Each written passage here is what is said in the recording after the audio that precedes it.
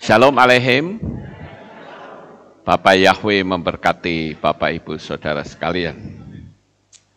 Malam hari ini saudara-saudara, saya akan menyampaikan suatu materi yang saya beri tema pikiran adalah doa. Kita perlu tahu terlebih dahulu apa yang dimaksud doa. Doa itu adalah suatu permohonan yang ditujukan kepada Tuhan atau Bapa Yahweh. Oh ya, saya akan memberitahu ya Bapak Ibu bahwa nanti selesai saya menyampaikan firman Tuhan ini, saya memberikan kesempatan bagi Bapak Ibu Saudara yang ada di berbagai belahan dunia manapun yang mengikuti streaming ini, jikalau ada yang ingin bertanya, silahkan saudara tinggal ketik di kolom komen, nanti saya akan menjawab seberapa yang bisa saya jawab. Jadi selesai ini, saudara boleh bertanya.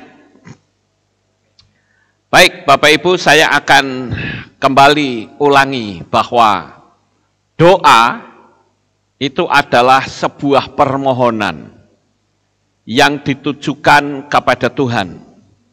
Tentu saja yang namanya doa itu pasti berisi suatu materi yang ingin apa yang menjadi keinginan kita bisa terwujud.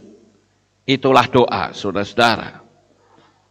Dan tentu saja apa yang kita inginkan itu bergetar di dunia alam supranatural atau di alam roh, di alam yang tidak nampak. Karena saya sudah memberitahu bahwa tiap-tiap kita, manusia itu memiliki energi, memiliki frekuensi, memiliki getaran. Jadi pikiran kita itu memancarkan getaran sehingga bisa kontak dengan Tuhan. Ketika kita berdoa meminta sesuatu dari Tuhan, pasti apa yang kita minta itu sudah kita pikirkan. Misalnya saja, saya ingin supaya saya memiliki kehidupan yang sejahtera. Itu sudah ada di pikiran. Saya ingin supaya tahun ini saya bisa diwisuda. Itu juga semua ada di pikiran. Saya ingin tahun ini saya tidak lagi kontrak rumah tetapi memiliki sendiri. Itu juga semua ada di pikiran. Jadi Bapak Ibu, saya boleh katakan bahwa otak kita, otak saudara semua itu adalah merupakan suatu tool atau perlengkapan yang sangat powerful. Kenapa sampai kita melihat atau mendengar ada seorang yang sangat kaya raya, yang punya keinginan yang sampai sekarang sedang terus digemakan di mana-mana, yaitu orang ini bernama Elon Musk yang ingin menanamkan chip di otak manusia. Apa sih tujuan utama dari Elon Musk berusaha mati-matian untuk menanamkan chip ke otak manusia dengan suatu proyek yang cukup terkenal yang disebut Neuralink? Saudara yang terkasih, Neuralink adalah merupakan chip yang nantinya akan diimplankan, dimasukkan ke dalam otak manusia. Sehingga manusia itu tidak lagi menjadi manusia yang bodoh. Saudara tidak perlu sekolah, nggak perlu belajar bahasa Inggris, saudara akan menjadi orang yang pandai berbicara bahasa Inggris secara fasih. Begitu juga dengan saudara ingin belajar bahasa Cina, saudara pun bisa berbicara dengan fasih. Tinggal program apa yang akan didownload dan dimasukkan ke dalam otak. Saudara yang terkasih, adanya proyek Neuralink dari Elon Musk ini membuktikan bahwa otak manusia itu memiliki daya cipta yang hebat. Dan sekarang berusaha untuk diambil alih dengan menggunakan kekuatan teknologi. Padahal manusia itu memiliki daya yang sangat luar biasa. Tetapi di akhir zaman ini, manusia berusaha untuk mengubah seluruh eksistensi manusia bikinannya Tuhan. Dan ini cukup luar biasa, saudara. Jadi melalui Neuralink, saudara ingin punya skill apa? Tinggal memasukkan program di otak saudara, maka saudara akan menjadi seorang expert atau ahlinya. Saudara bisa bayangkan, jikalau ada orang yang tidak pernah sekolah, tetapi tiba-tiba dia memiliki kepandaian yang luar biasa. Nah, itu adalah program dari Neuralink. Prosesnya menggunakan pembedahan, saudara-saudara, diperlukan waktu paling lama cuma 1 jam saja. Jadi tengkorak kepala manusia ini nanti dibor, ya, dilobangi dan dimasukkan microchip. Kemudian microchip yang juga dikenal dengan nanobot. Kenapa nanobot? Karena yang namanya bot itu mesti robot. Nano itu kecil sekali, saudara. Jadi luar biasa sekali program Neuralink ini yang akan dan sedang digagas oleh seseorang yang merasa dirinya kaya raya. Karena Elon Musk akan mengubah peradaban manusia menjadi versinya dia. Dan saya sempat mempelajari teknologinya, walaupun saya tidak akan menceritakan secara detail, karena percuma, saudara. Tapi setidak-tidaknya saya bisa menceritakan sedikit, bahwa Neuralink ini menggabungkan lebih dari 1000 elektroda yang sangat kecil, yang dihubungkan oleh kabel serabut, yang ukurannya adalah 1/10 rambut manusia. Ini bagaimana ya? Rambut saja itu sudah kecil ya, saudara. Itu dibelah menjadi 10. Itu kecilnya kayak apa kira-kira? Ya, nah itu kabelnya seperti itu, saudara-saudara. Dan elektroda ini akan menyebar ke jaringan otak melalui neutron yang saling berkomunikasi untuk mengetahui aktivitas mereka.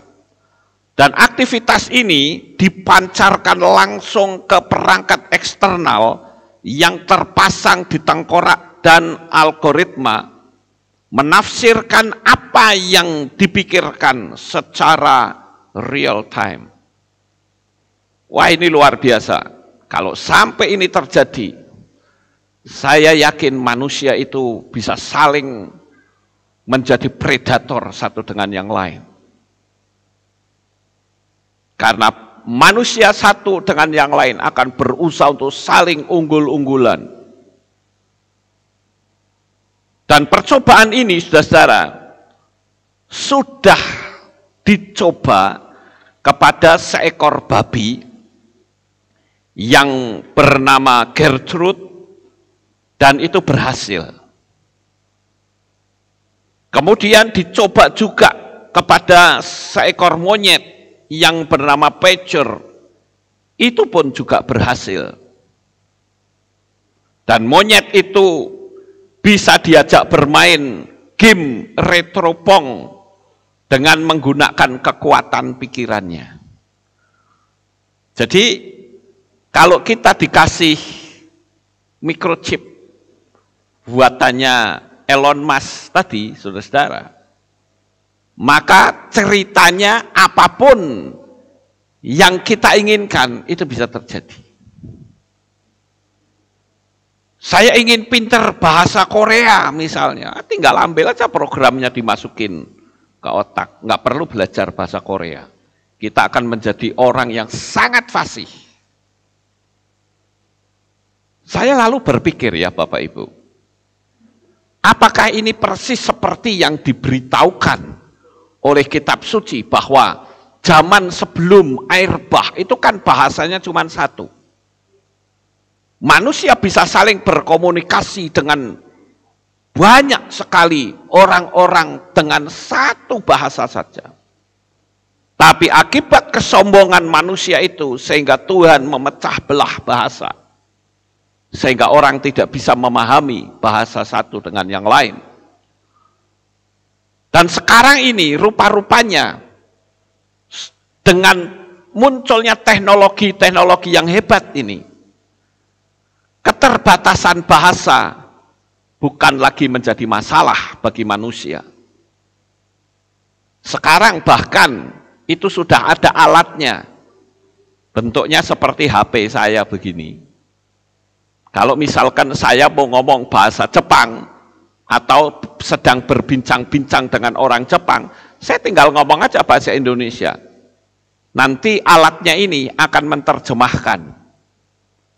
Tetapi menurut Elon Musk ini masih jadul, saudara-saudara. Kalau yang akan dilakukan Elon Musk itu sudah langsung di otak dan orang nggak dibutuhkan lagi alat, tapi langsung. Menurut saudara hebat nggak itu? Hebat saudara, luar biasa. Ya.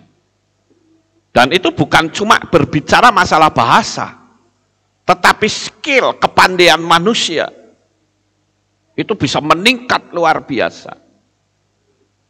Pokoknya tergantung programnya. Artinya apa? Adu pinter program. Yang programnya itu bagus, ya otomatis orangnya pandai. Kalau seperti sekarang kan begitu saudaranya. Saya ambil contoh misalnya saudara mau mengedit video. Kan ada yang menggunakan program yang ya gampang-gampang lah. Seperti KineMaster, kemudian Ulit Video Studio. Itu kan program-program yang gampang. Tetapi tetap bisa mengedit video. Tapi kalau ingin jadi editannya bisa lebih hebat, maka programnya pun harus yang hebat. Seperti misalnya Adobe Premiere Pro. Oh, itu kan program yang luar biasa, saudara-saudara. Jadi sekarang seperti itu nantinya. Jadi adu hebat program yang nanti akan dimasukkan ke pikiran manusia. Oleh karena itu, ini saling berkaitan satu dengan yang lain, saudara. Cuman hal ini perlu dipikirkan. Kalau seperti sekarang ini, nggak mungkin. Karena apa? Manusianya terlalu banyak. Jadi harus dimusnahkan dulu, didepopulasi dulu. Baru nyaman nanti. Dan ini luar biasa ya. Cara kerjanya Neuralink itu, tentu saja saya tidak akan ceritakan secara lebih detail. Karena toh juga percuma. Paling saudara juga paling, oh iya, manggut-manggut. Tapi inti dari semua itu adalah bahwa apa yang selama ini dianggap mustahil bagi manusia, nggak akan mustahil. Karena Elon Musk juga berpikir, dengan kita memiliki Neuralink di otak, nggak akan ada lagi orang stres. Karena mereka berpikir, bagaimana akan stres, saya punya kepandaian hebat kok. Wah itu dahsyat loh saudara. Benar kalau ini sampai terjadi, wah warna dunia ini jadi beda. Tapi saya juga berpikir, Apakah semua orang itu akan berperilaku baik? Tentu tidak. Nah, kalau sampai yang menerima program Neuralink ini adalah orangnya itu mentalnya jahat, wah bisa jadi saling menjadi predator satu dengan yang lain, saudara-saudara.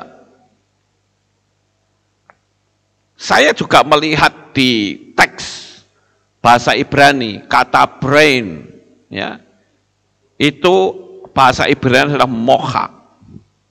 Dan di sana ditulis, mocha is an amazing tool. Ya, sebuah alat yang luar biasa ajaib. Kenapa begitu banyak orang yang tidak bisa mempergunakan daya pikirnya?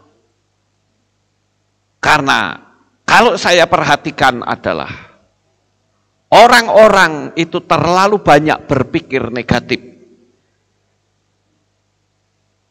Itu sebabnya dahsyatnya pikiran itu, karena itulah ciptaan dari Bapa Yahweh. Tapi ya setan itu tidak suka ya Bapak Ibu. Sehingga ya kalau Bapak juga bisa menciptakan, saya juga bisa, kan begitu. Bikin saingannya, saudara-saudara. Walaupun kalau saya perhatikan, programnya Elon Musk ini sangat berbeda sekali dengan program yang sekarang sedang berjalan. Tapi kelak akan saling keterkaitan, tapi nanti, bukan sekarang.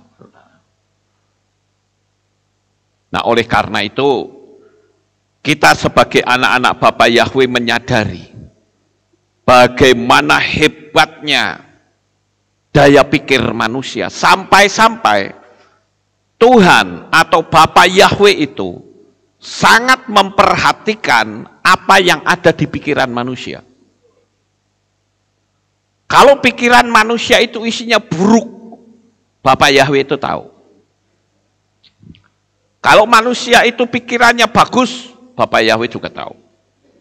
Kalau kita baca dalam kitab Bereshit 6 ayat 5 atau kitab Kejadian, coba Bapak Ibu baca, kita lihat yang bawa kitab suci ya. Kejadian 6 atau Bereshit 6 ayat 5. Dan Yahweh melihat bahwa kejahatan manusia demikian besar di bumi, dan setiap angan-angan pikiran hatinya semata-mata jahat sepanjang hari. Nah, ini yang bikin Tuhan itu murka, saudara. Maka saya mengatakan ya, memang saya katakan bahwa program Elon Musk itu kalau dipikir-pikir mengenakkan manusia, betul. Bayangkan saja manusia yang bodoh bisa jadi pinter. Orang yang tidak pandai bahasa apapun, dia bisa pandai bahasa apapun secara fasih. Tetapi, kalau ketemu sama orang yang pikiran dan hatinya itu jahat, maka tadi saya katakan manusia akan menjadi predator. Nah, sekarang kita balik, saudara. Oke, kita lupakan apa yang menjadi angan-angannya Elon Musk. Sekarang kita merenung pada diri kita. Tadi ayat firman Tuhan katakan, dan Yahweh melihat bahwa kejahatan manusia demikian besar di bumi, dan setiap angan-angan, perhatikan kata-kata ini ya, setiap angan-angan pikiran hatinya semata-mata jahat sepanjang hari. Nah, sekarang kalau ayat ini saya ubah sedikit. Kalimatnya jadi begini. Angan-angan pikiran dan hatinya semata-mata membayangkan keberhasilan usaha sepanjang hari. Membayangkan kasih Bapa sepanjang hari. Kira-kira yang dibayangkan bisa terjadi? Bisa.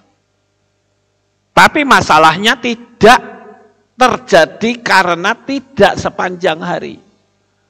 Makanya di dalam hukum law of attraction itu diajarkan agar manusia itu sampai kayak keranjingan, saudara. Saya pingin punya mobil, saya tidak mau tahu, pokoknya saya pasti punya. Dan saya pasti dapat. Nah itu, kalau sudah seperti itu energinya naik, saudara-saudara. Tapi kalau kita tidak sampai batas itu, nggak ada energinya. Saya akan bacakan di beberapa ayat firman Tuhan yang membuktikan bahwa pikiran itu sangat diperhatikan oleh Bapak Yahweh. Oleh sebab itu saya beri tema malam hari ini, pikiran adalah doa. Jadi kalau pikiran itu baik, sama seperti saudara sedang berdoa dengan baik. Tapi kalau pikiran jahat, maka sama saja saudara sedang mentransferkan energi jahat ke alam semesta. Ayo kita baca Bapak Ibu beberapa ayat yang mengindikasikan bahwa Bapak Yahweh itu sangat memperhatikan yang namanya pikiran manusia. Tehillim atau Mazmur pasal 94 ayat 11 dikatakan demikian. Yahweh mengetahui pikiran manusia bahwa itu adalah sia-sia. Saya garis bawahi kata Yahweh mengetahui pikiran manusia. Ini luar biasa loh. Apa yang ada di pikiran saudara semua itu sudah terdeteksi oleh Bapak Yahweh. Dan semua pikiran-pikiran itu direkam dalam sebuah rekaman yang kelak akan dibuka pada saat kita ada dalam kursi pengadilan Tuhan. Kita lanjut Tehillim 139 ayat 23. Selidikilah aku ya Elohim, dan kenalilah hatiku. Ujilah aku dan ketahuilah pikiranku. Kenapa pemazmur ini mengatakan ketahuilah pikiranku? Karena apa yang dipikirkan itu yang diperhatikan oleh Tuhan. Jadi malam hari ini saya ingin Bapak Ibu Saudara sekalian, kita berhati-hati dalam kita berpikir.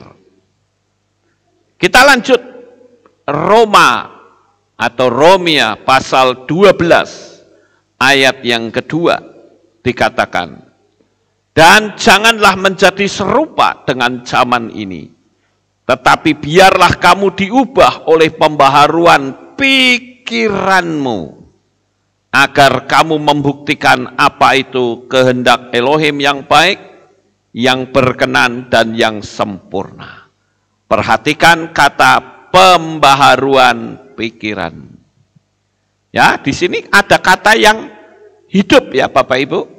Dikatakan tetapi biarlah kamu diubah oleh pembaharuan pikiranmu.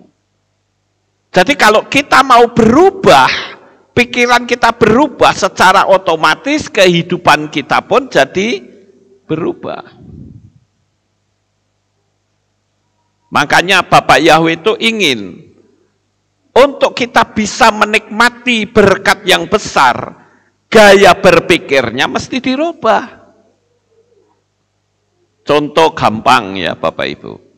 Ketika bangsa Israel itu keluar dari Mesir, tujuan utamanya adalah ke Kanaan.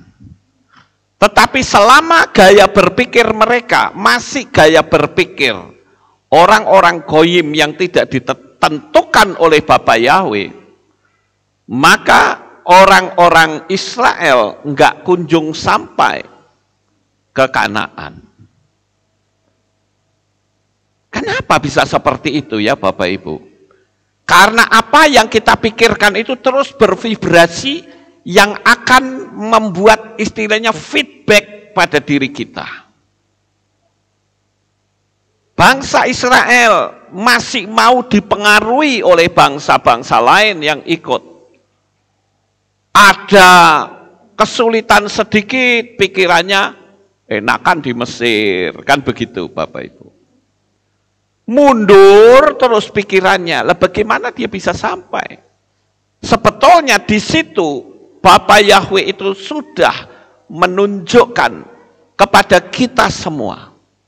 Kalau kita sudah berani keluar dari kehidupan yang lama, ya ayo kita mulai melihat kepada kehidupan yang baru. Jangan kita mundur lagi. Kalau kita mundur lagi ya harus diperbaiki gaya berpikirnya. Kemudian kita lihat 1 Korintus pasal 3 ayat 20. Ya, 1 Korintus 3 ayat 20. Dan lagi Yahweh mengetahui pikiran-pikiran orang-orang berhikmat bahwa hal-hal itu adalah sia-sia. Saya garis bawahi kata Yahweh mengetahui pikiran. Kita seringkali melihat bagaimana ketika Yesua akan dijebak oleh orang-orang Farisi dan ahli Taurat. Dan Yesua sudah mengetahui terlebih dahulu. Itu membuktikan bahwa ketika ahli Taurat dan orang Farisi itu memiliki niat jahat kepada Yesua, getaran otak itu langsung ditangkap oleh Yesua. Dan Yesua langsung tahu. Jadi kepekaan Yesua secara manusiawi itu luar biasa tajam, saudara-saudara. Sebetulnya kita pun bisa seperti itu. Kadangkala ketika kita kumpul-kumpul, kita merasakan ada energi yang tidak baik yang ada di sekitar kita. Sebetulnya kita tahu. Kadangkala kita tidak menyadari karena kita mungkin kurang peka. Tapi kalau kita peka, kita akan tahu bahwa sebetulnya begitu banyak orang-orang yang nampaknya baik, tetapi sebetulnya dia memancarkan energi yang buruk. Saudaraku yang terkasih, kalau saudara paham akan hal ini, maka tidak perlu saudara mengalami hal-hal sampai stres karena ditinggal pacar. Enggak perlu. Karena dengan pikiran, sebetulnya pacar itu bisa ditarik kembali. Saudara merasa kecewa karena jualannya enggak laku. Sebetulnya dengan kekuatan pikiran, jualan saudara bisa menjadi laku. Ketika saudara rumahnya kontrak terus, saudara pingin punya rumah sendiri. Sebetulnya saudara bisa menciptakan rumah sendiri melalui kekuatan pikiran. Dan banyak orang yang berpikir atau berpendapat bahwa ajaran ini ajaran sesat. Ya, saya cuma memaklumi karena orang itu tidak paham bahwa manusia itu dijadikan Tuhan, itu dikasih perlengkapan yang hebat. Karena apa Bapak Ibu? Karena Bapak Yahweh itu tahu ketika manusia dijadikan dari debu tanah, dia ngerti betul bahwa bumi ini sudah ada penghuninya, yaitulah rombongan dari kelompoknya Lucifer. Semiasa belum jatuh pada waktu itu ya, tapi Lucifer jatuh duluan. Jadi penguasa di bumi ini itu sudah ada, penguasa dunia yang tidak nampak. Dan Tuhan menjadikan manusia di tempat di mana musuhnya itu ada. Makanya Bapa Yahweh itu memberikan perlengkapan di dalam hidup manusia. Cuman sayang sekali perlengkapan itu belum sempat dipakai. Manusia sudah dijatuhkan. Dan kekuasaan yang ada pada diri manusia itu direbut kembali oleh setan. Manusia tidak lagi berdaya. Itu sebabnya Yeshua HaMashiach turun ke dunia ini, yang tidak lain adalah perwujudan dari Bapa Yahweh sendiri. Kali ini dia memberikan kuasa, tidak sembarangan orang.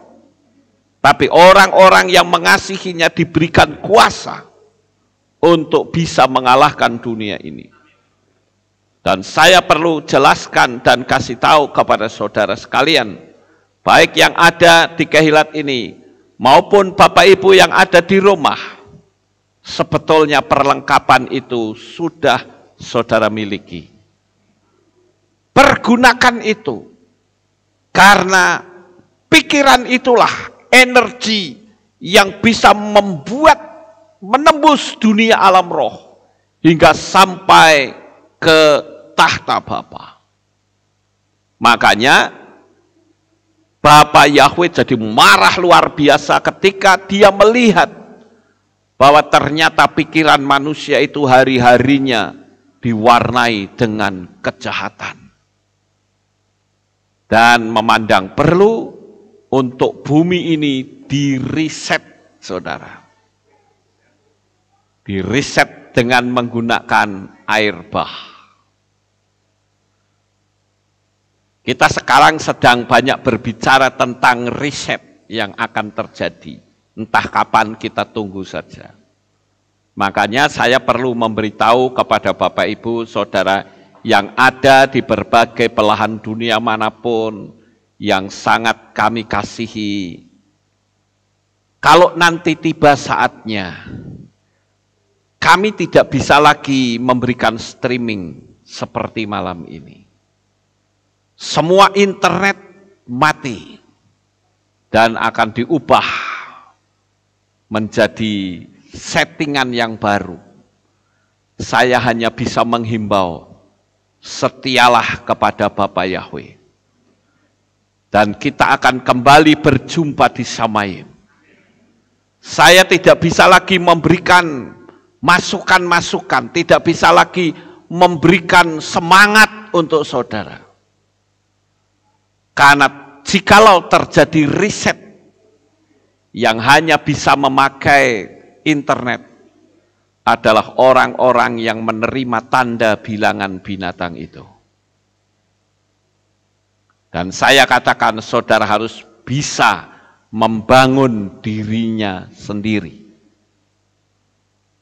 Waktu-waktu sekarang ini adalah waktu yang sangat mendekati kedatangan Tuhan. Nah, Bapak Ibu yang terkasih, kenapa begitu banyak orang yang energi berpikirnya itu tidak bisa nyampe?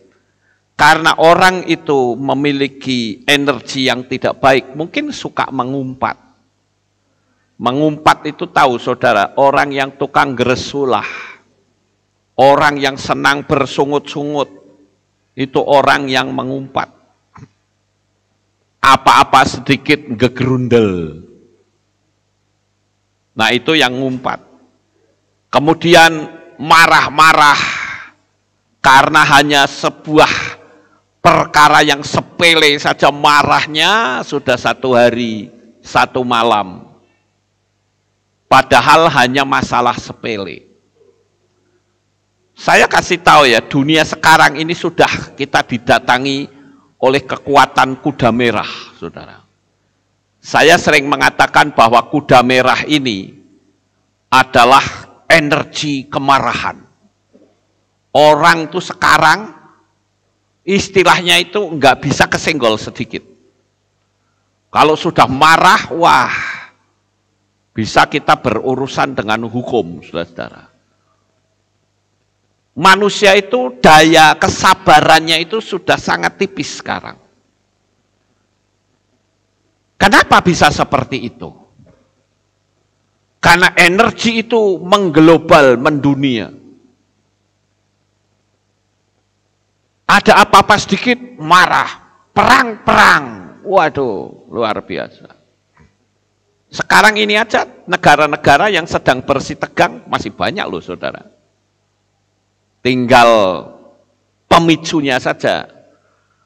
Mau dipicu kapan? Kemudian juga punya hati yang diwarnai dengan kepahitan. Dan itulah yang berbahaya, bahkan yang bisa menimbulkan penyakit. Maka malam hari ini, berdasarkan tema, pikiran adalah doa. Benahi gaya berpikir saudara. Jangan pernah berpikir mustahil. Itu sama saja mencipta kemustahilan bagi diri saudara. Saya berharap tema ini dapat dengan mudah diingat. Pikiran adalah doa. Pikiran kita korslet, ibarat doa kita korslet, saudara. Saya ambil contoh ya, coba saya tanya seberapa percaya saudara dengan Tuhan. Apakah saudara percaya dengan Tuhan itu 100% atau 1000% atau bisa lebih, atau saudara bilang, ya nanti kita lihat saja. Jadi kita perlu lihat saudara-saudara, bahwa kepercayaan kita itu sampai sejauh mana. Nah, saya ambil sebuah contoh. Ini contoh ya. Kalau saudara berkata, bulan ini rekening bank saya, rekening saya mencapai 100 juta. Coba ketika saudara ngomong seperti itu, saudara diam sejenak. Diam sejenak. Perhatikan apa yang ada di pikiran. Biasanya, karena dia katakanlah pegang uang 10 juta saja, wis wah luar biasa besar. Sekarang dia berpikir, rekening saya bulan ini 100 juta. Waktu ngomong kita berani berkata, amin, saya percaya, saya yakin. Itu bagus. Tapi coba saudara diam sejenak. Adakah suara lain di pikiran kita? Ketika pikiran kita mulai muncul suara lain, dan suara itu berkata, kira-kira dari mana ya kamu dapat uang 100 juta? Kamu kan orang rendahan, gajimu aja nggak sampai 1 juta kok, mikir. Dia ngomong terus saudara-saudara, di pikiran. Lalu saudara berpikir, oh iya juga ya. Berarti kalau seperti itu, saudara menyetujui. Dan saya katakan selesai sampai di situ. Sekalipun saudara akan mengulang kembali apa yang saudara afirmasikan, itu mesti cabut dulu, saudara-saudara. Harus diriset kembali, diulang kembali. Pokoknya saya tidak mau tahu. Yang saya tahu rekening saya bulan ini masuk 100 juta. Titik. Mau perkara datangnya dari mana itu bukan urusan kita. Amin. Karena apa yang saudara ucapkan sekalipun di pikiran, itu getarannya sudah sampai ke alam semesta, ke dunia mujizat. Tapi kalau yang saudara akses itu adalah hal-hal yang mustahil, tidak mungkin, akan mengarah ke dunia mustahil dan tidak mungkin. Maka saya menyebut dengan istilah canceling our own prayer. Jadi membatalkan doa diri sendiri. Dibatalkan dengan gaya berpikir kita. Oleh karena itu coba saudara perhatikan. Ketika saudara punya keinginan Tuhan, saya punya keinginan memiliki mobil Mazda. Saudara sebut Mazda nomor berapa, gitu ya. Nanti ketika saudara itu vibrasinya kuat, saat saudara keluar, saudara akan banyak melihat mobil Mazda. Walaupun tadinya enggak memperhatikan gitu. Nanti akan muncul mobil Mazda banyak. Begitu juga kalau saudara berpikir, saya ingin punya rumah. Nanti saudara akan banyak orang-orang yang memberitahu gambar rumah. Atau saudara melihat banyak rumah-rumah yang akan dijual. Itu artinya, alam pikiran saudara, getarannya itu sudah sampai ke alam semesta. Dan tinggal saudara menyikapi. Apakah nanti akan di-counter oleh pikiran liar saudara atau tidak? Berapa banyak orang yang hidup menderita? Saya tadi siang mendapatkan WA dari seseorang. Seseorang ini sedang mengalami sakit dalam tubuhnya. Lalu setelah terjadi dialog, dia mengatakan, Pak, saya ingin hidup di luar negeri. Saya tanya alasannya apa? Alasannya saya di Indonesia itu sial. Oh ya? Kok bisa Anda bilang begitu? Iya. Karena hidup saya dari dulu selalu berhadapan dengan kesialan. Saya bilang nggak bisa begitu, Pak. Sial dan tidaknya itu penentunya kita sendiri.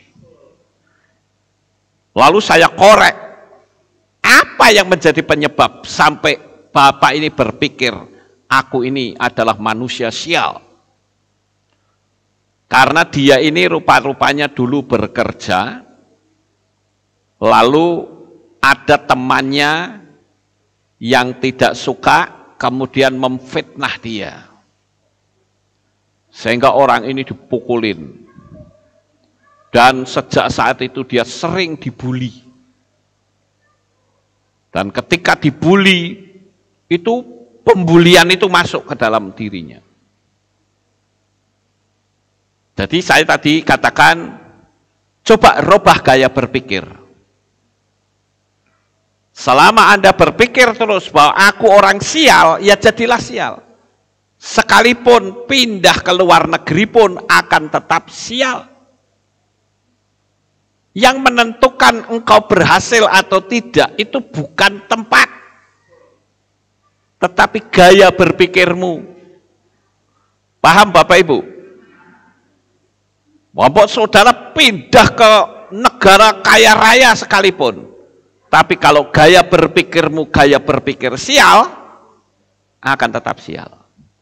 Tapi sekalipun saudara ada di sebuah negara yang biasa-biasa saja, tetapi gaya berpikirmu adalah gaya berpikir yang elegan, maka apa yang saudara pikirkan itu pasti terjadi. Ini yang penting ini adalah kehidupan kita itu apa? Pokoknya aku punya pikiran tuh hebat. Paham Bapak Ibu? Lah nek gaya berpikirnya saja selalu di bawah terus kok pingin punya pikiran yang punya sesuatu yang hebat, mana bisa. Orang jualan lihat kondisi sepi menyetujui, ya memang masih sepi, suruh gimana, ya jadilah sepi saudara. Jadi sekalipun sepi, nggak usah kita ngomong ya apa boleh buat, namanya juga sedang sepi. Walaupun faktanya seperti itu, gaya berpikir kita tidak. Toko saya tetap ramai. Harus begitu. Orang lain di PHK, saudara berani ngomong, saya punya skill yang hebat. Dan orang akan berbondong-bondong mencari saya. Ya kalau kita mau berpikir seperti itu. Tapi kalau kita mau berpikir ya memang kondisinya sudah seperti ini, ya sudahlah kita nyerah saja. Ya alam semesta pun akan berkata ya harus begitu. Ingat loh, pikiran adalah doa. Ada orang yang bertanya, kenapa sudah berpikir positif, kok malah nggak bahagia? Ada yang bertanya seperti itu. Saya katakan pasti ada sesuatu yang tidak beres dalam diri kita. Diakui saja. Nah biasanya yang tidak beres itu adalah mengcounter gaya berpikir kita.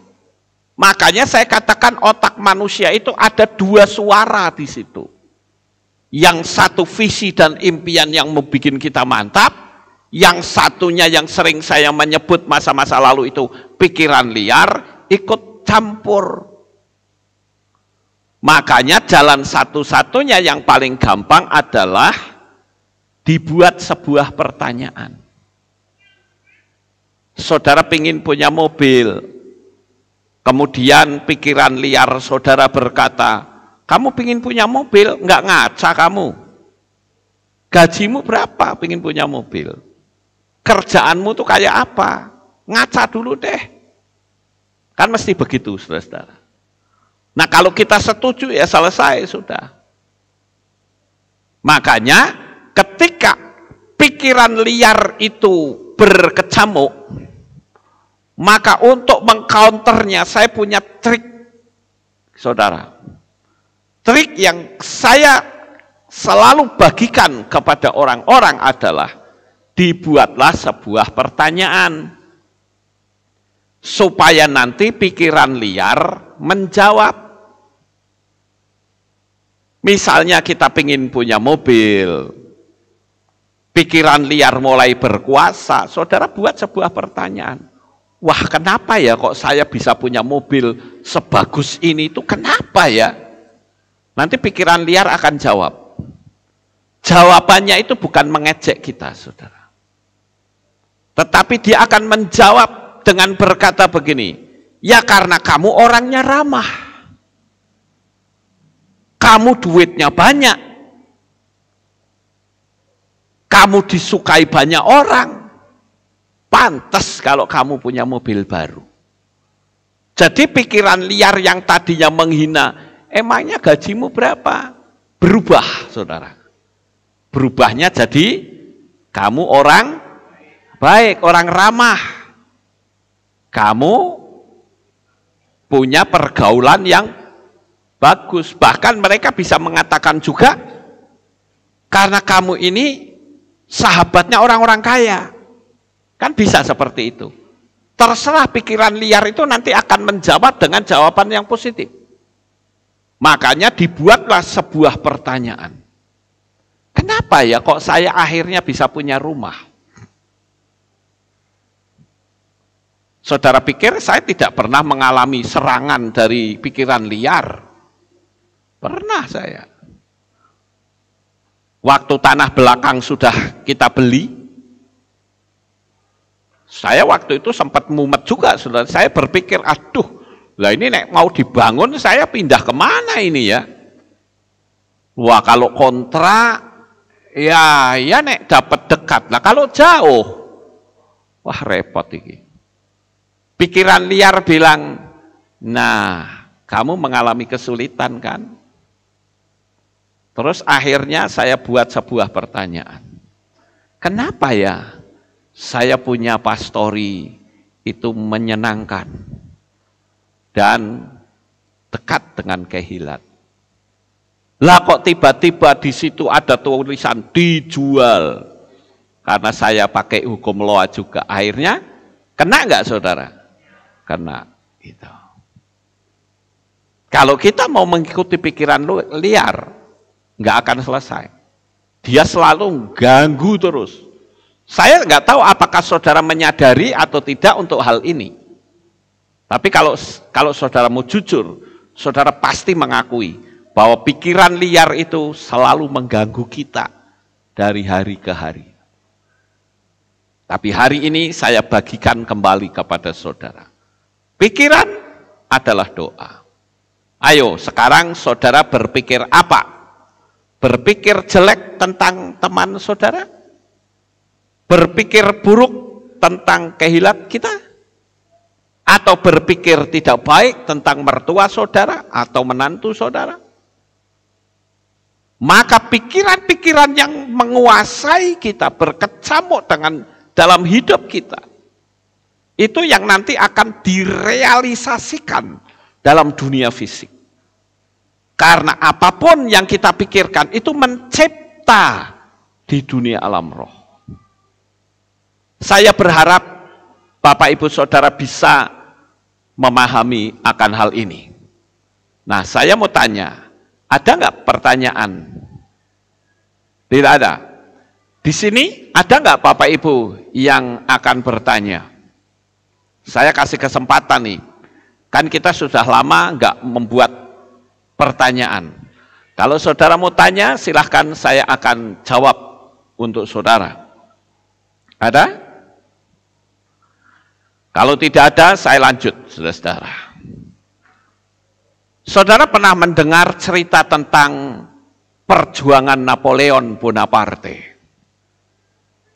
Napoleon Bonaparte ini seorang pejuang yang luar biasa. Ya.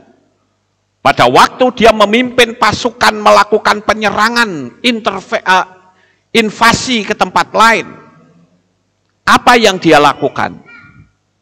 Dia suruh semua tentara-tentaranya turun semua. Begitu turun, yang dia lakukan adalah kapalnya dibakar, saudara-saudara. Begitu turun, Napoleon berkata, bakar kapal itu. Tentaranya bingung, lah dibakar kita pulangnya bagaimana? Nggak pulang. Karena apa? Kalau kita pulang, kita mesti mengalahkan musuh kita. Artinya apa, saudara-saudara? Napoleon itu tidak ingin anak buahnya itu punya cadangan penyelamat. Dia harus punya keyakinan diri, berjuang atau mati. Dan fakta membuktikan bahwa Napoleon mengalami kemenangan yang luar biasa. Karena dia sudah tidak lagi bisa berpikir mundur. Mundur bagaimana, orang kapalnya sudah nggak ada semua. Yang ada adalah taklukkan daerah itu sampai tuntas. Dari apa yang saya ceritakan, saya berharap saudara bisa paham. Artinya ketika kita punya suatu keinginan, punya niat, itu harus terus digemakan. Sekalipun tantangannya itu banyak, jangan peduli. Gemakan terus, waktunya pasti sampai. Kita lihat bagaimana dahsyatnya Yusuf, saudara. Umur 17 tahun loh Yusuf loh. Sudah masuk dalam penderitaan, tapi visi dan impiannya itu kuat, ada di pikirannya. Nggak pernah berubah. Sekalipun penderitaan dia dapatkan begitu banyak. Tetapi Yusuf tidak pernah goyah dari apa yang dia pikirkan. Yusuf pun tidak punya pahit hati dengan kakak-kakaknya. Itu terbukti ketika Yusuf sudah mendapatkan sesuatu yang luar biasa. Kakak-kakaknya datang nangis-nangis. Aduh Yusuf, saya minta maaf ya, gara-gara saya kamu menderita. Yusuf katakan apa? Tidak. Justru karena kamulah aku bisa sampai di tempat ini.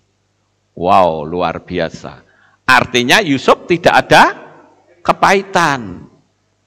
Sekalipun saya harus akui Yusuf sempat jahil juga, saudara. Ya, kakak-kakaknya dijailin juga kan? Sehingga apa? Dibikin ketakutan kakak-kakaknya. Sampai yang terakhir bilang, kalau sampai kamu tidak bisa menyerahkan bapakmu ke sini, kamu semua mati. Wah, ketakutan, saudara. Tapi yang saya katakan bahwa Yusuf hatinya tidak ada dendam. Hatinya tidak ada rasa pahit. Sekalipun dia tahu dia diperlakukan buruk oleh keluarganya, oleh kakak-kakaknya. Tapi dia menyadari bahwa penderitaan itu adalah merupakan jalan untuk meraih kesuksesan.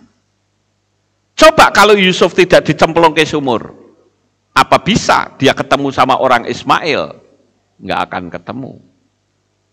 Coba kalau dia tidak dijual, apakah dia bisa sampai ke rumah Potifar? Tidak juga. Coba kalau dia tidak dipenjara, apakah dia bisa ketemu dengan Firaun? Tidak juga. Jadi penderitaan bagi orang yang memiliki iman yang teguh tidak akan membuat dia hancur dalam iman, saudara. Beda dengan kebanyakan orang. Ngalami kesulitan sedikit, dia minta tolong sama orang, nggak ditolongin, ngamuk, jelek-jelekin orang. Kan begitu yang ada sekarang. Tapi kita perlu belajar seperti Yusuf, saudara. Vibrasi pikirannya itu saya katakan dahsyat sekali.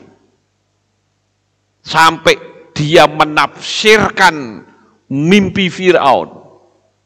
Sampai disebut dengan sebutan Safnat Paneah atau penafsir rahasia. Bayangkan sesuatu yang rahasia kok bisa diketahui. Itu kalau bukan hikmat dari Bapa Yahweh nggak bisa, saudara. Dan saya katakan kejernihan hati Yusuf itu juga punya peran di dalam meraih kesuksesan. Jadi kita perlu belajar sebagai manusia itu, saya menyebut dengan istilah easy going, saudara. Orang mau ngomong begini-begini, udahlah biarin aja. Ya, dia punya hak untuk bicara. Tapi kita juga punya hak untuk diam. Kan begitu Bapak Ibu, betul nggak? Ada orang yang bilang bikin status, ya bukan status tapi bikin video. Judulnya apa? Lukas Sutrisno takut berdebat katanya. Ada itu, ya Lukas Sutrisno takut berdebat. Saya nggak takut, gelut wani kok. Ngapain mesti takut, saudara? Kalau tidak mau itu iya. Ya, ngapain saya berdebat? Hari gini masih bicara nama Yahweh, ketinggalan zaman. Ya, itu sudah tahun 2000 kita. Apakah dengan misalnya saya berdebat, lalu saya bisa ikut dia? Ya tidak. Dan dia pun kalau kalah apakah bisa ikut saya? Ya tidak, bertahanlah masing-masing. Siapa nanti yang akan masuk neraka? Kita lihat saja, kita nonton nanti. Apakah saya apa dia? Kan begitu. Ngapain mesti berdebat? Debat itu ibarat seperti orang lain disuruh nonton kita bertengkar. Itu loh. Maka saya nyebutnya istilah apa? Bertengkar pakai tema. Nah, saya nggak mau, saudara. Jadi terserah orang mau mengatain saya itu takut berdebat, ya silahkan. Orang mau ngatain Lukas Sutrisno goblok, ya silahkan. Saya nggak pusing kok. Ya, jalani aja hidup ini dengan santai. Ya. Jangan sampai orang ngomong, oh, Lukas goblok, wah langsung tak pukul kamu. Ya ngapain seperti itu? Goblok ya sudah. Berarti dia nggak ngerti bahwa manusia itu sebetulnya punya kemampuan sendiri-sendiri. Ya kan? Bagi juru masak, mereka bisa katakan, oh Lukas itu goblok, nggak bisa masak. Ya nggak bisa masak, wong saya nggak bisa masaknya Indomie sama air. Ya kan? Ya. Tapi bagi seorang teknisi, saya seorang teknisi, saya bisa juga ngomong sama tukang masak, kamu kok nggak bisa betulin kayak begini? Misalnya. Ya nggak bisa lah, bidangnya sendiri-sendiri. Makanya easy going. Jalani hidup dengan santai. Orang mau ngomong merah hijau kuning, emang gua pikirin. Kan enak, gaya berpikir kita itu jadi enak, betul nggak Bapak Ibu? Jalani sajalah dengan santai. Suka ya syukur, tidak juga nggak apa-apa. Kita nggak memaksa kok. Kan begitu Bapak Ibu ya. Jadi malam hari ini saya ingin Bapak Ibu saudara sekalian bisa tetap berpegang teguh. Apa yang saudara pikirkan itu adalah merupakan doa saudara. Ya. Oh ada, oke ini ada yang mau bertanya, silahkan.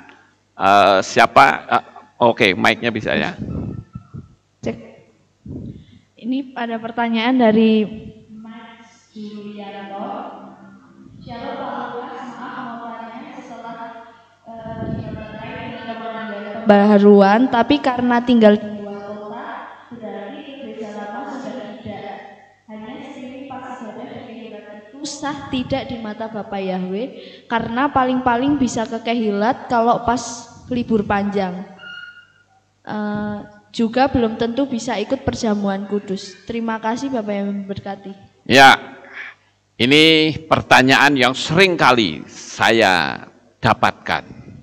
Dan memang pertanyaan cukup bagus. Artinya begini, setelah kita dibaptis pembaharuan, kan firman Tuhan sendiri yang ngomong di kitab Devarim ya, kitab Devarim pasal 12 ayat 5 sampai 6 dan ayat 13 sampai 14 diulang 2 kali. Bahwa kita yang sudah memanggil nama kudus, ya kita ibadah di tempat di mana nama kudus itu disebut. Kalau tidak bagaimana? Ya ikutin aja streaming, saudara. Hukumnya sah atau tidak? Sah. Buktinya sekarang pengadilan juga pakai streaming, betul nggak? Ya. Pengadilan memutuskan orang bersalah dihukum pakai streaming, sah nggak? Sah tetap, saudara. Apalagi ini dunia alam supranatural, dunia teknologi, dunia yang tidak nampak. Jadi saya menghimbau kepada saudara yang tadi bertanya, ikuti saja streaming. Tidak harus streaming kami. Mau ikutin streaming siapapun silahkan. Yang penting nama Bapak Yahweh dimuliakan. Ya. Ada lagi pertanyaan yang lain? Ada. Cuman satu. Ada. Oh, ada lagi. Satu lagi. Ini dari Pak Paulus. Shalom luar biasa sampaikan Bapak. Saya bergetar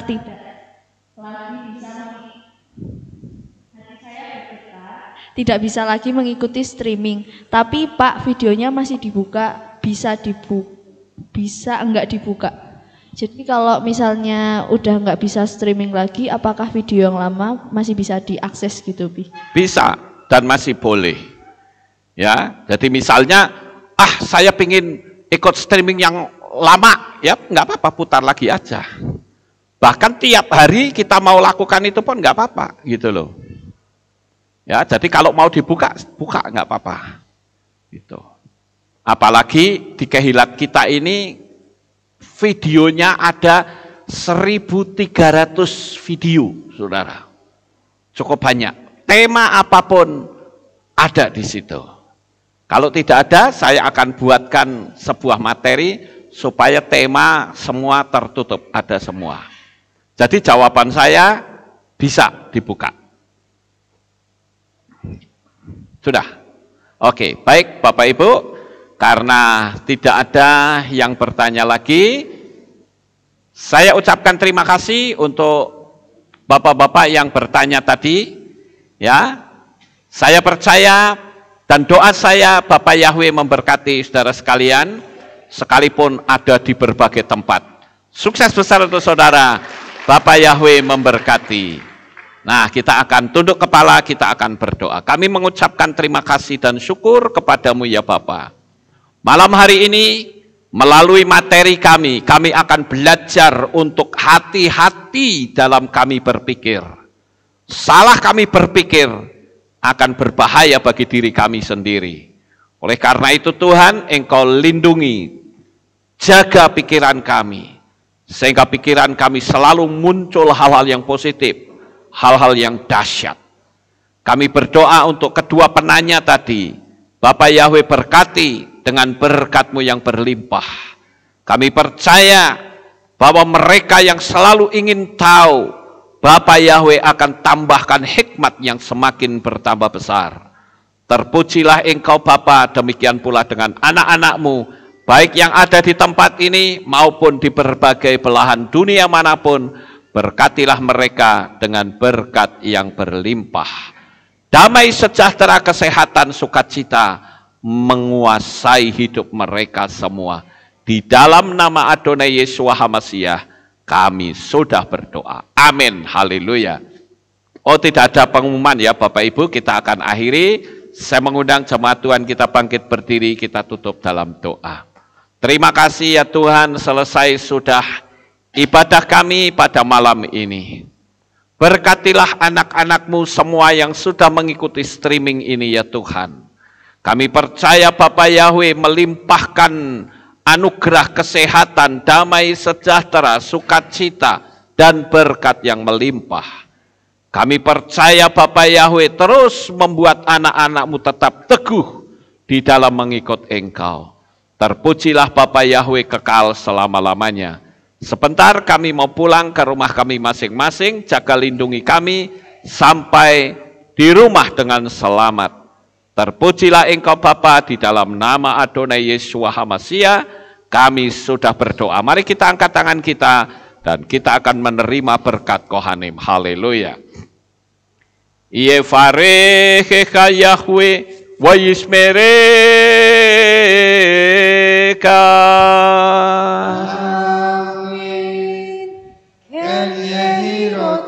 Yair Yahweh panau eleka. Wihuneka.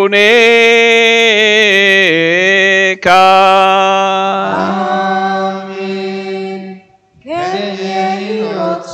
Yisa Yahweh panau eleka. Wayashem lecha. Shalom.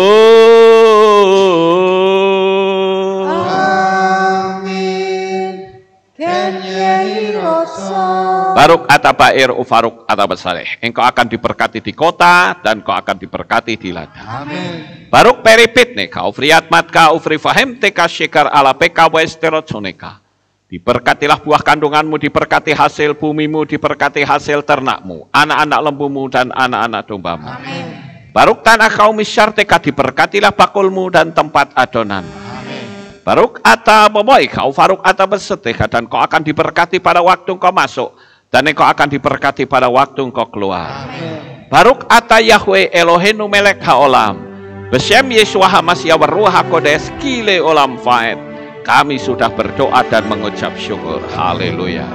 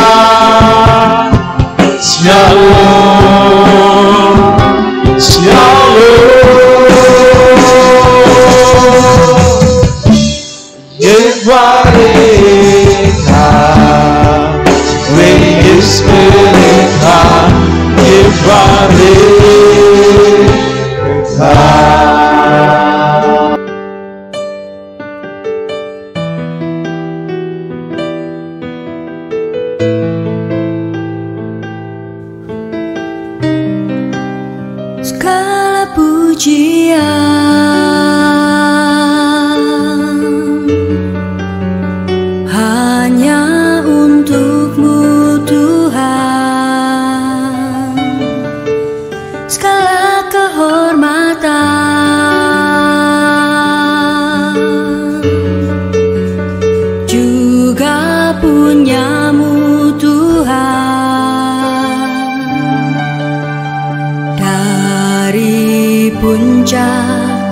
puncak tertinggi, sampai lembah terlandai.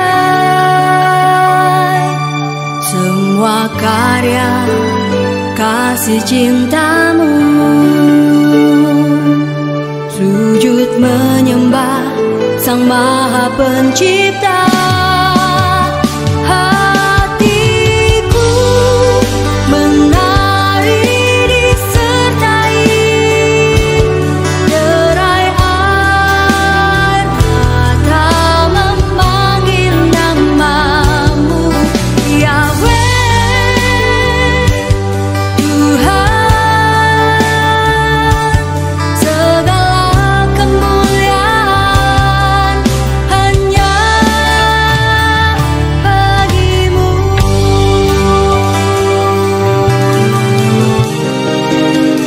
Engkaulah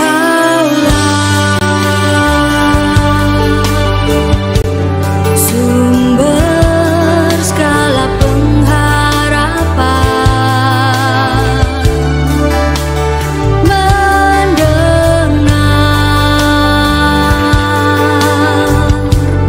memulihkan hati yang luluh,